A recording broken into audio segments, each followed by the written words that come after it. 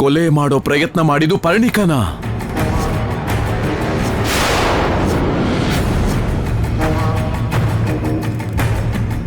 ಇಲ್ಲ ಮಾವಯ್ಯ, ನಾನು ನಿನ್ನ ರೂಮಿಗೆ ಬಂದಿಲ್ಲ ಮಾವಯ್ಯ. ನನ್ನ ನಂಬಿ ಮಾವಯ್ಯ. ಹೌದಣ್ಣ, ಹೌದು. ಅದಕ್ಕೂ ಇವಳಿಗೂ ಯಾವ್ದು ರೀತಿ ಸಂಬಂಧ ಇಲ್ಲ ಅಣ್ಣ. ನನ್ ಮಾತು ನಂಬು. ಸಾಕು ಸಾಕು. ಯಾವ ಸಾಕ್ಷಿಯಿಂದ ಪುಣ್ಯನ ಅಪರಾಧಿ ಅಂತ ಹೇಳಕ್ ಪ್ರಯತ್ನ ಪಟ್ಟ್ಯೋ, ಅದೇ ಸಾಕ್ಷಿ ಈಗ ನಿನ್ ಮಗಳು ಅಪರಾಧಿ ಅಂತ ತೋರಿಸ್ತಾ ಇದೆ. ನಾನ್ ನೋಡಿದ್ದು ನಿಜ ಆದ್ರೆ ನಿನ್ ಮಗಳು ಅಪರಾಧಿ ಅನ್ನೋದು ಕೂಡ ನಿಜಾನೇ.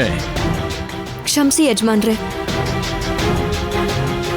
ಕಣ್ಣಿಗೆ ಕಾಣಿಸೋದೆಲ್ಲ ನಿಜ ಅಲ್ಲ ಅಂತ ಹೇಳೋದಕ್ಕೆ ಆ ವಿಡಿಯೋನೇ ಸಾಕ್ಷಿ.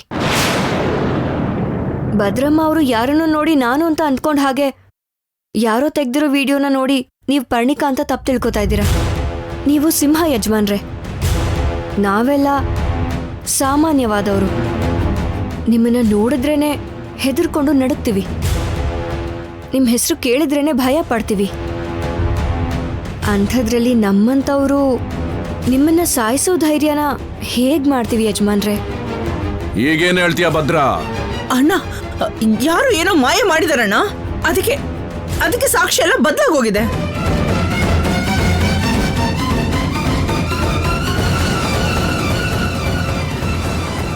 ಅದಲ್ಲಣ್ಣ.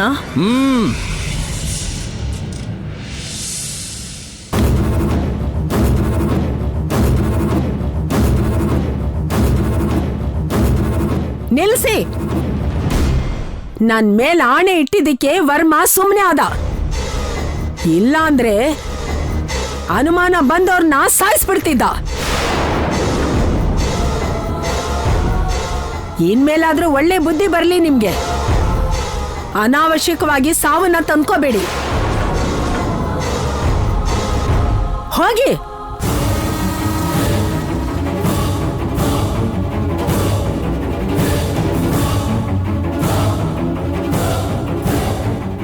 ಬಾ ವರ್ಮ.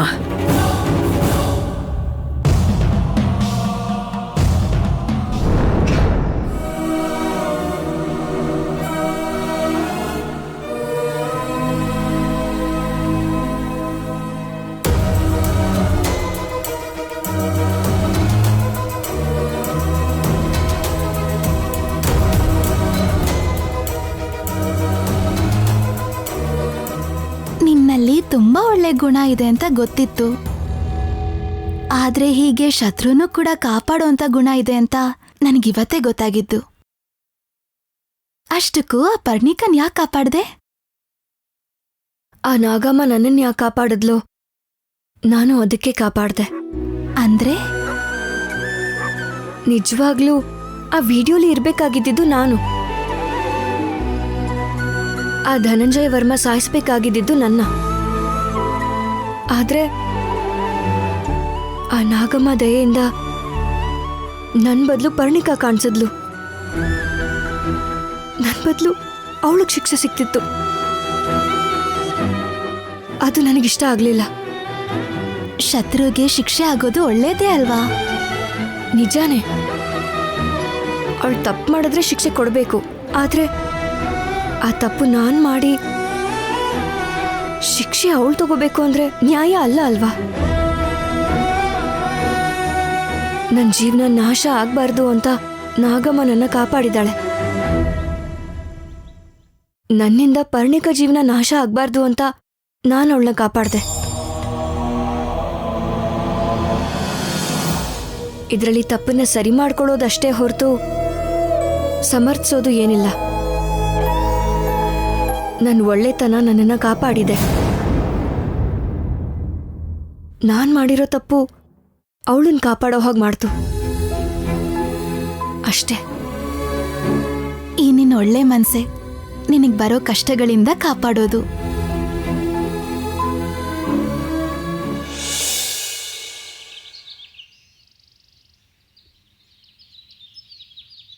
ಬಾರೆ, ಹೋಗು, ಆಚೆ ಹೋಗು. ಇನ್ನೊಂದು ಕ್ಷಣ ಕೂಡ ಈ ಮನೇಲಿರೋ ಅರ್ಹತೆ ನಿನ್ಗಿಲ್ಲ. ಹೋಗಿ ನಿಮ್ಮಪ್ಪನ ಹತ್ರ ಹೋಗಿ ನೀನು. ಅಮ್ಮ ಅಮ್ಮ ಪ್ಲೀಸ್ ಅಮ್ಮ, ನಾನು ಎಲ್ಲಿಗೂ ಹೋಗಲ್ಲ, ಇಲ್ಲೇ ಇರ್ತೀನಮ್ಮ. ಬೇಡ, ನನ್ನ ಕಣ್ಣು ಮುಂದೆ ಇನ್ನೊಂದು ಕ್ಷಣ ನಿಂತ್ಕೊಂಡ್ರು ನಿನ್ನ ಸಾಯಿಸ್ಬಿಡ್ತೀನಿ. ಹೋಗು ಹೋಗೆ. ಭದ್ರಾ!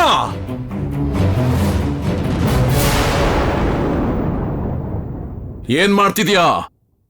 ಆಗಿರೋ ಪಾಪಕ್ಕೆ ಪ್ರಾಯಶ್ಚಿತ್ತ ಮಾಡ್ಕೋತಾ ಇದ್ದೀನಿ. ಅವಳನ್ನ ಹೊರಗ್ ಕಳ್ಸೋದು ಪ್ರಾಯಶ್ಚಿತ್ತ ಅಲ್ಲ, ಮತ್ತೆ ಪಾಪ ಮಾಡ್ತಾ ಇದೀಯಾ.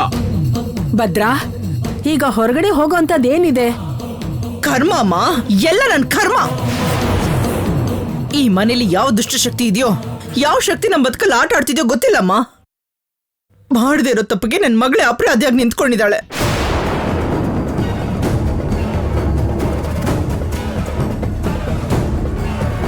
ಅವಳು ಸ್ವಂತ ಮಾವನೇ ಸಾಯಿಸೋ ಕೊಟ್ಟಿದ್ದಾಳೆ, ಆರೋಪ ಹೊತ್ಕೊಂಡು ನಿಂತಿದ್ದಾಳೆ. ಗತಂ ಗತಃ ಭದ್ರಾ.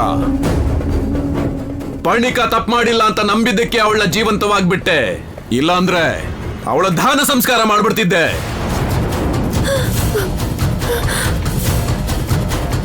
ಅಣ್ಣ, ಅದ್ ನೀನ್ ದೊಡ್ಡತನ.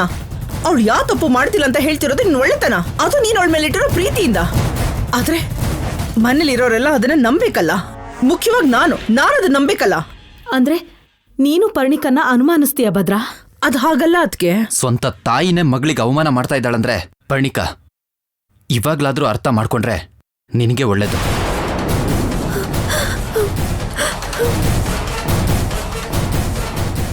ಇದು ಅನುಮಾನ ಅಲ್ಲ ಅನಿರುದ್ಧ್, ನನ್ನ ನೋವು.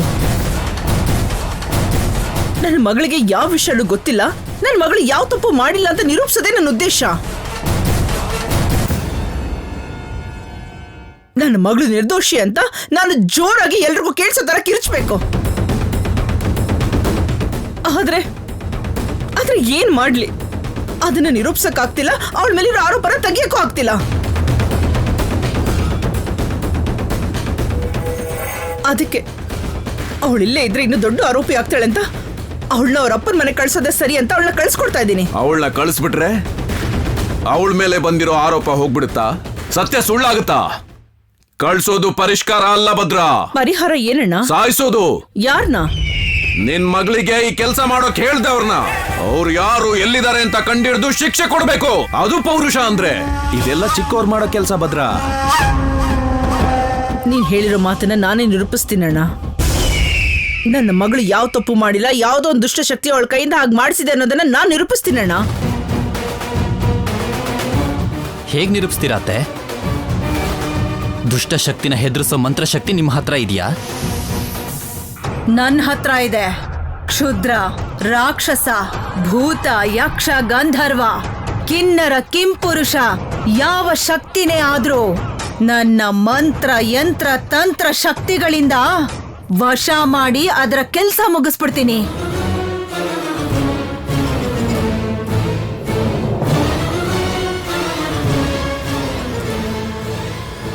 ನೀನ್ ಭಯ ಪಡ್ಬೇಡ ಭದ್ರಾ. ನಿನ್ನ ನೋವಿಗೆ ಕಾರಣ ಆಗಿರೋರು ಈ ಬಂಗ್ಲೆಲೇ ಇದ್ದಾರೆ. ಇದ್ರೆ ತೋರ್ಸು ಭೂತಕಿ. ಅವ್ರಿಗೆ ನರಕ ಏನು ಅಂತ ನಾನ್ ತೋರಿಸ್ತೀನಿ. ತೋರ್ಸು ಭೂತಕಿ, ತೋರ್ಸು.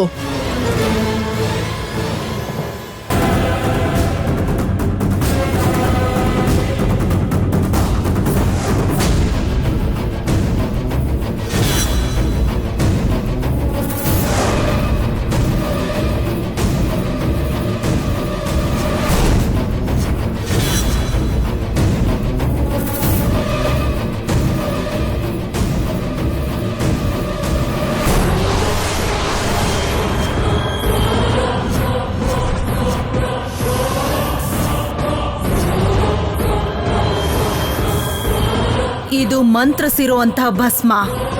ಕ್ಷುದ್ರ ಶಕ್ತಿಗಳಾಗ್ಲಿ, ಕ್ಷುದ್ರ ಪೂಜೆಗಳನ್ನ ಮಾಡೋ ಅಂಥವ್ರಾಗ್ಲಿ ಇದರ ಮೇಲೆ ನಡೆದ್ರೆ ಅವರ ಪಾದ ಮುದ್ರೆಗಳು ಮಾತ್ರ ನಮಗ್ ಕಾಣಿಸತ್ತೆ.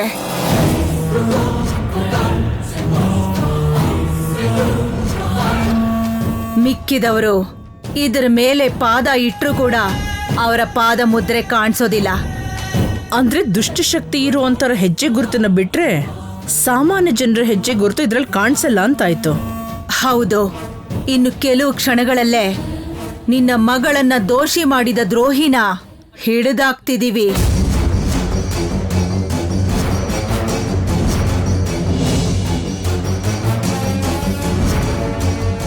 ಸಂತೋಷ. ನಿಮ್ಮ ನಿಮ್ಮ ಆಸೆ ಎಲ್ಲ ಈಡೇರ್ಲಿ ಅಂತ ಆ ದೇವ್ರ ಹತ್ರ ಕೇಳ್ಕೊತೀನಿ.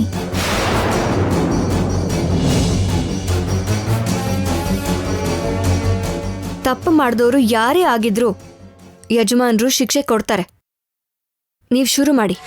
ಮಾಲಾ, ನೀನು ಮಾನವಳು ಖಂಡಿತ ಅಲ್ಲ, ನಾಗಮ್ಮ ದೈವ ಸರ್ಪ ಅಂತ ವರ್ಮನ್ಗೆ ತೋರಿಸೋದಕ್ಕೆ ನಾವು ಮಾಡಿರೋ ತಂತ್ರ ಇದು.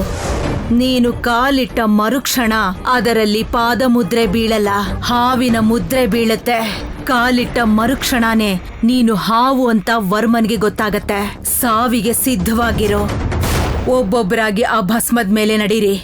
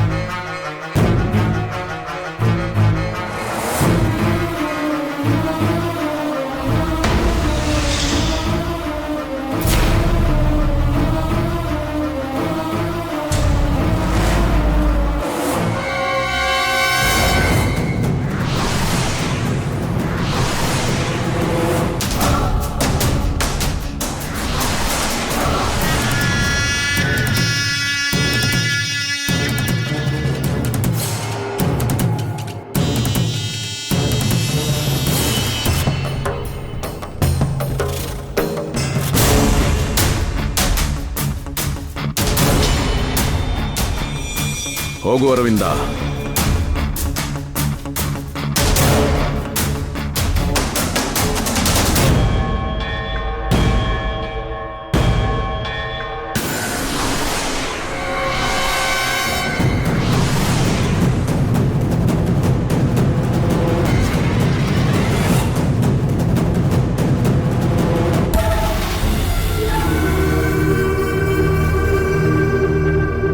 ಹೋಗು.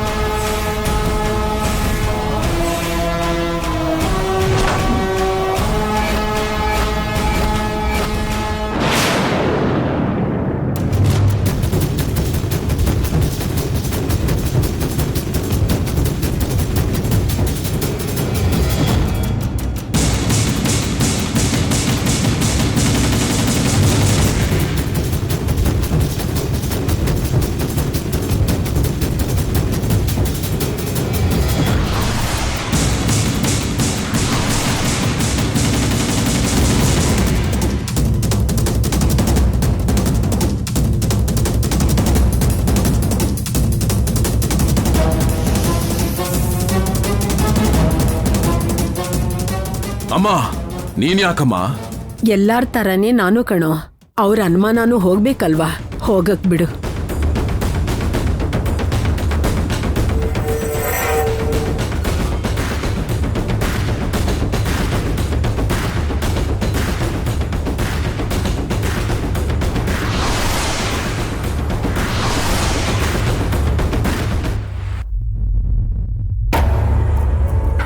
ಮಾಲಾ, ನೀನು ಕೂಡ ನಡಿ. ನಿಂತ್ಕೋ ಅಮ್ಮ.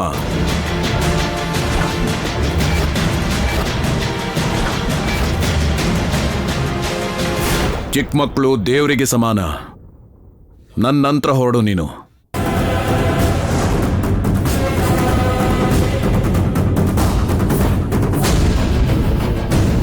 ಅಣ್ಣ ನೀನು ಅಮ್ಮ ನಡೆದ್ಮೇಲೆ ಕುಟುಂಬ ಪೂರ್ತಿ ನಡೆದಾಗೆ ಭದ್ರ. ಬರ್ತೀನಿ ಬಿಡು.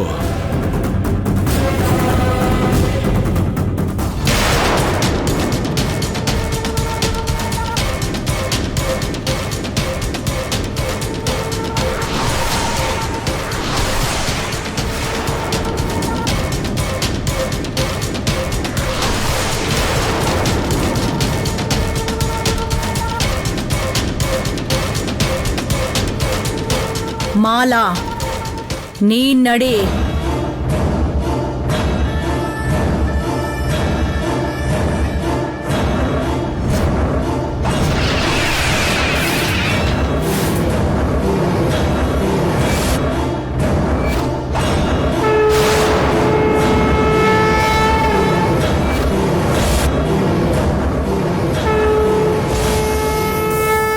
ಹೆಜ್ಜೆ ಮುಂದೆ ಇಡು ಮಾಲಾ. ನೀನ್ ಹೆಜ್ಜೆ ಇಟ್ಟ ಮರುಕ್ಷಣನೇ ನಿನ್ನ ನಿಜ ಸ್ವರೂಪ ಏನು ಅಂತ ಗೊತ್ತಾಗತ್ತೆ. ಬಾ ಮಾಲಾ, ಆ ಬೂದಿ ಮೇಲೆ ನಿನ್ ಕಾಲನ್ನಿಡು. ನಿನ್ನ ಅಸಲಿ ರೂಪನ ಹೊರಗೆ ತೆಗಿ.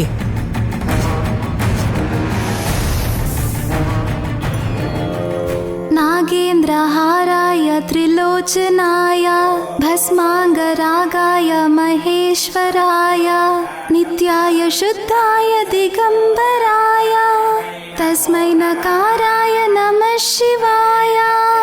ಓಂ ನಮಃ ಶಿವಾಯ.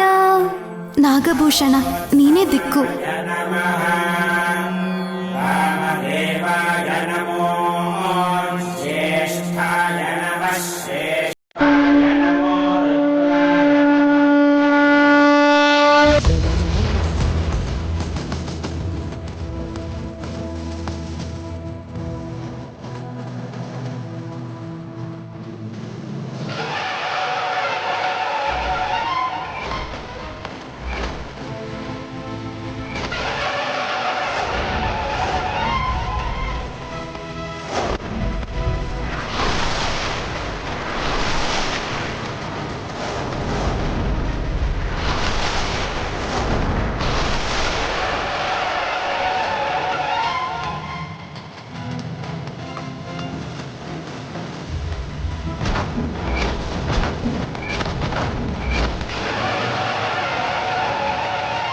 ನೋಡಿದ್ರಲ್ಲ, ನೀವು ಅನುಮಾನ ಪಟ್ಟ ಹಾಗೆ ಈ ಮನೇಲಿ ಯಾವ ದುಷ್ಟಶಕ್ತಿನೂ ಇಲ್ಲ.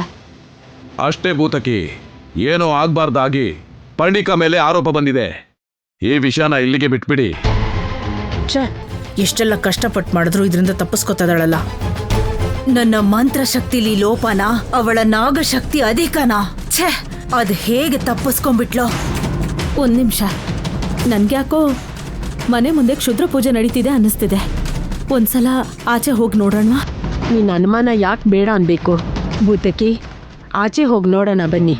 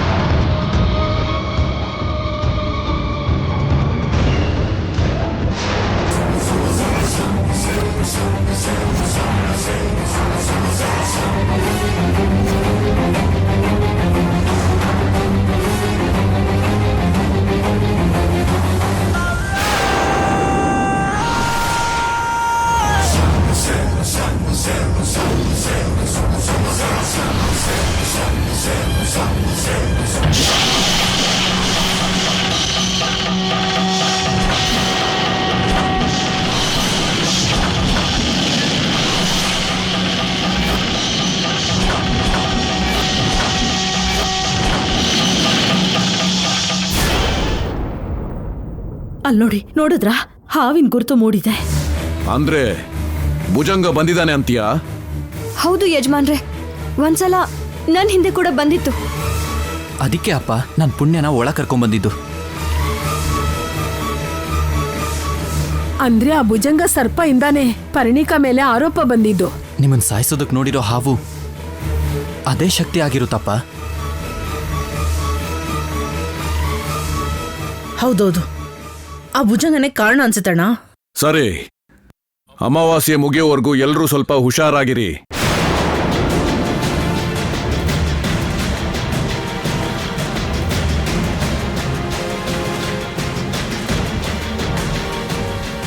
ನಿಮ್ಮ ಆಸೆಗಳು ನೆರವೇರ್ಬೇಕು ಅಂತ ಆ ದೇವ್ರಲ್ಲಿ ಕೇಳ್ಕೊಂಡಿದ್ದೆ. ನನ್ ಪ್ರಾರ್ಥನೆಗೆ ಫಲ ಸಿಕ್ಕಿ ಕ್ಷುದ್ರ ಶಕ್ತಿ ಯಾರು ಅಂತ ಗೊತ್ತಾಯ್ತು. ಪುಣ್ಯ ಬಾ.